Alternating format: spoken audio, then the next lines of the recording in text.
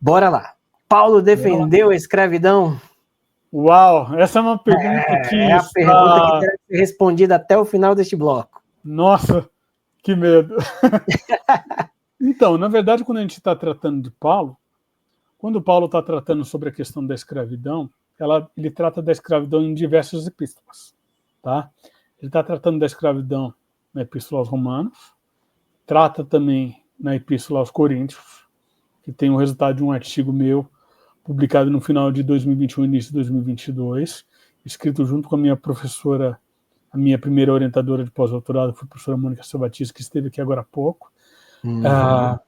Temos também menção também na Epístola aos Filipenses e também na Epístola a Filemon, também, que é a mais conhecida, que está ali tratando sobre a questão da escravidão. Há bons trabalhos em língua portuguesa também, escritas sobre a escravidão em Paulo, orientados pelo professor Gleison José da Silva, ali da Unifesp, que o primeiro nome do rapaz é Luciano, não vou me lembrar sobre o nome dele agora. E tem também um outro trabalho também sobre a Epístola a Filemon, orientado também pela minha primeira supervisora de pós-doutorado, né, que ela orientou um trabalho já, primeiramente sobre escravidão em Paulo já, e são trabalhos importantes em língua portuguesa. E o caso de Paulo defender a escravidão, Paulo não está falando da escravidão necessariamente no campo somente físico da coisa, sabe? Porque ele também está tratando dessa questão no âmbito mais... Ele não trata apenas do campo físico, ele também trata isso também no campo espiritual da coisa.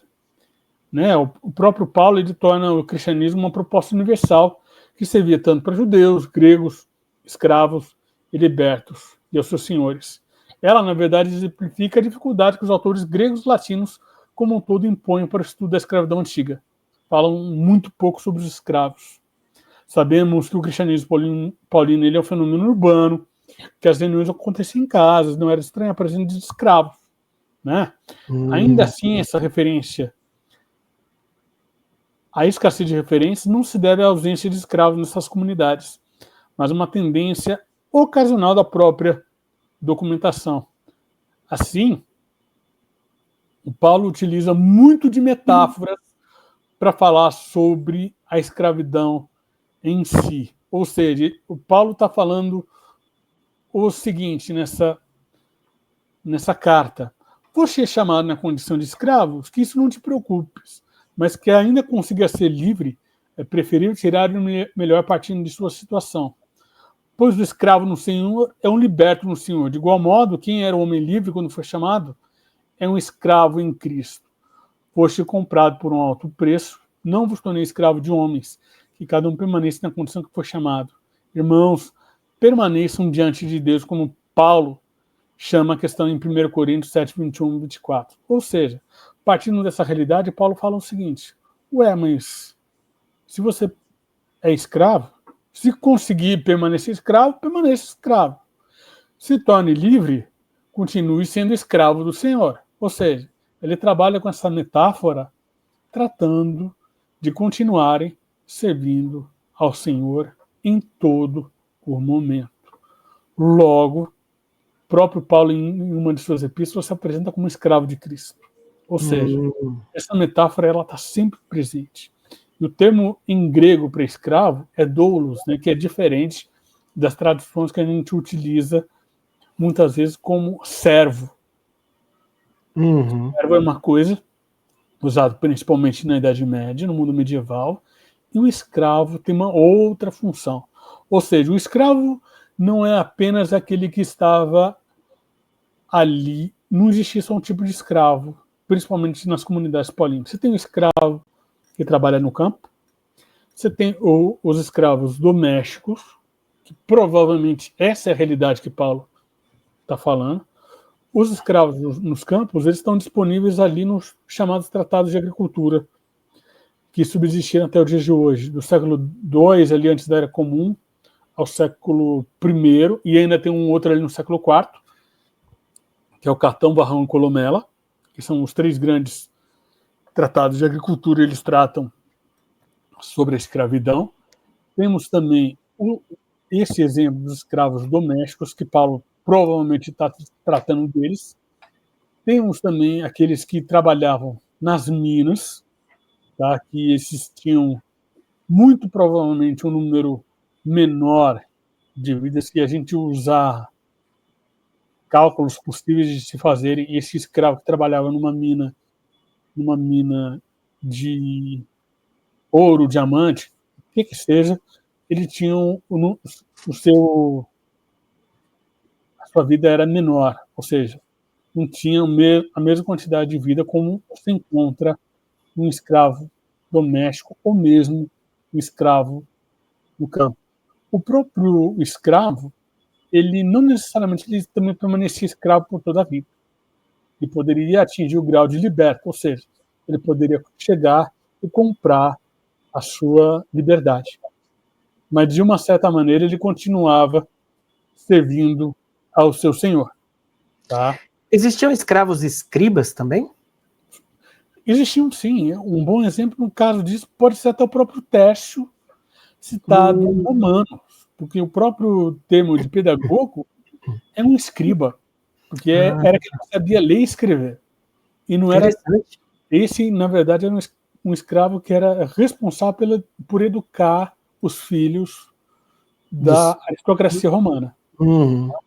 E é mais ou menos nesse sentido que a gente encontra a questão dos escravos de uma maneira geral, né? Obviamente existe uma vasta bibliografia sobre isso.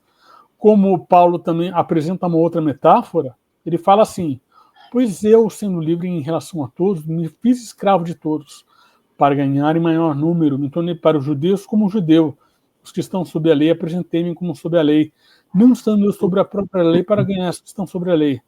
Ao que não tem lei me apresentei. Tornei fraco perante os fracos para ganhar os fracos. Tornei-me todas as coisas para todas as pessoas para salvar alguns a qualquer custo. Todas as coisas eu faço por causa da boa nova, para dela me tornar participante. Não sabeis os que correm no estádio, correm a todos, mas só um ganha o prêmio. Assim corri para o alcançares. Todo aquele que compete como atleta impõe a si mesmo a todas as privações. Eles nos fazem para ganhar uma coroa perecível, mas nós ganhamos uma coroa imperecível. Deste modo eu corro, mas não desprecidamente dou murros, mas não no ar. Disciplino meu corpo e conduzo-o a um escravo. Não aconteça tendo eu pregado a boa nova aos outros, eu possa ser desqualificado, como apresenta Paulo em Coríntios 9, 19 a 27. Ou seja, Paulo faz essa alusão também à corrida nos estádios que aconteciam também na cidade de Corinto também. Ou seja, ele faz uma breve comparação a um atleta que ele está atrás de uma coroa perecível, ou seja, uma coroa de louro, mas o cristão ele não está atrás de uma coroa perecível. A coroa que ele busca é uma coroa imperecível, ou seja, a sua salvação. Paulo se comporta como tal para que ele possa trazer o maior número de cristãos, de seguidores de Cristo para o seu convívio, né?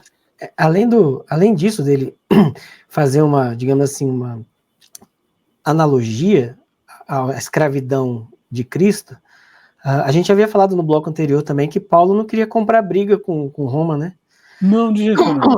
E aí, como é que você vai criticar um escravo que é digamos assim, a base do sistema econômico do império, né? Então, pô, você vai se arriscar a fazer isso, né? Eu acho que acho que muitas pessoas na internet gostariam, né, que o cristianismo fosse mais anti-Roma e não tivesse mas no fundo, para que não tivesse sobrevivido, na verdade, porque se tivesse batido de frente, talvez não estaríamos falando disso muito aqui agora. Provavelmente.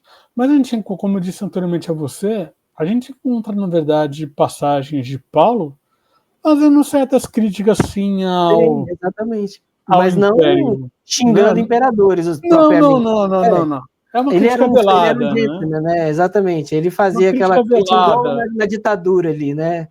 Exatamente. Exato. Dentro dessas proporções, a crítica de Paulo ao Estado romano é uma crítica velada, né? A gente encontra, por exemplo, essas críticas veladas em 1 Tessalonicenses. Porque Paulo ele está num ambiente onde a maioria ali era de não cristão, de gentios, que tinha um culto ao imperador, um culto ali, principalmente em Tessalônica, a Asclepio como um deus da cura. Ou seja, tanto na cidade de Corinto como na cidade de Tessalônica, existiam diversos templos ali a diversas divindades. E Asclepio era uma dessas divindades que existia ali em torno da bacia do Mediterrâneo. A gente encontra também um templo dedicado a Asclepio em Jerusalém também. Isso mostra como a própria cidade de Jerusalém também não era uma cidade monolítica também em relação às suas identidades. Ou seja, tinham aqueles que acreditavam também em deuses de cura ali dentro. Exato, deuses de cura ali dentro da própria cidade de Jerusalém. Ou seja, era a realidade que Paulo vivia. Ele precisava trazer a sua mensagem convivendo dentro dessa realidade social. Ou seja, e para dizer para você, Paulo era a favor da escravidão?